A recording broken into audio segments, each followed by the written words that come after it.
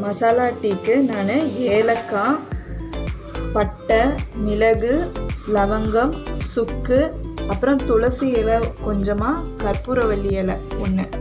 இப்போ வந்து இதை மட்டும் நாம் வந்து ட்ரையாக ஃப்ரை பண்ணிவிட்டு மிக்சியில் போட்டு அரைச்சிக்க போகிறோம்.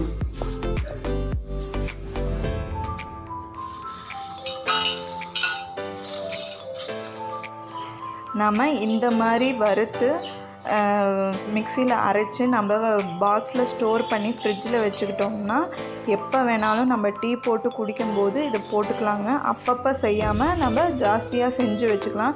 நான் இப்போ கம்மியான குவான்டிட்டி தான் எடுத்திருக்கேன். உங்களுக்கு வேணும்னா இதை விட ஜாஸ்தியாக எடுத்து நீங்கள் பண்ணிக்கோங்க. ஃப்ரை பண்ணியாச்சு. இப்போ ஆஃப் பண்ணி ஆற வச்சுக்கலாங்க கொஞ்சம். இப்போ நம்ம பால் காய்ச்சிக்கலாங்க.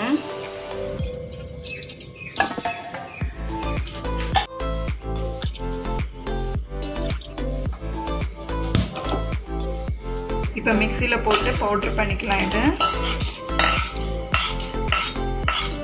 கொஞ்சம் குறைன்னு அரைச்சா கூட பரவாயில்லைங்க. ரொம்ப நைஸாக அரைக்கணும்னு அவசியம் இல்லை.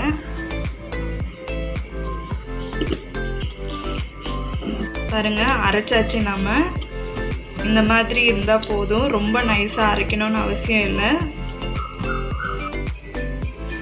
இப்போ பால் நல்லா காஞ்சிருச்சுங்க. இப்போ டீ தூள் போட்டுக்கலாம். இப்போ 2 ஸ்பூன் போடுறேன்.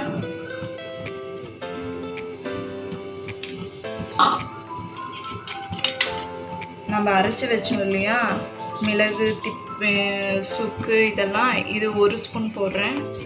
கொஞ்சமாக போடுங்க, போதும்.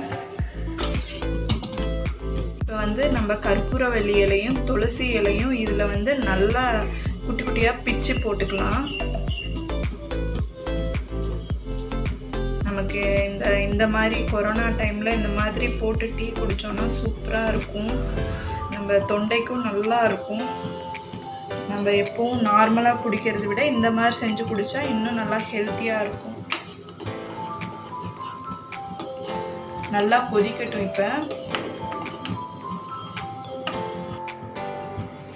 இப்போ ஒரு 6 ஸ்பூன் சுகர் சேர்த்துக்கிறேங்க.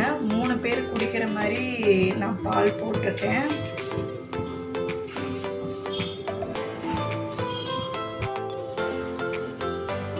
இப்போ நம்ம டீ நல்லா கொதிக்குதுங்க. நம்ம போட்ட மசாலா, இந்த துளசி, கற்பூரவள்ளி, இந்த வாசனையோட சூப்பராக இருக்குது கொதிக்க கொதிக்க.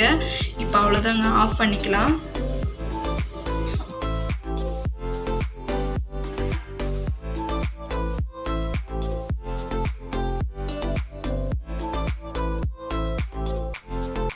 ஸோ நம்ம மசாலா டீ ரெடி ஆயிடுச்சுங்க.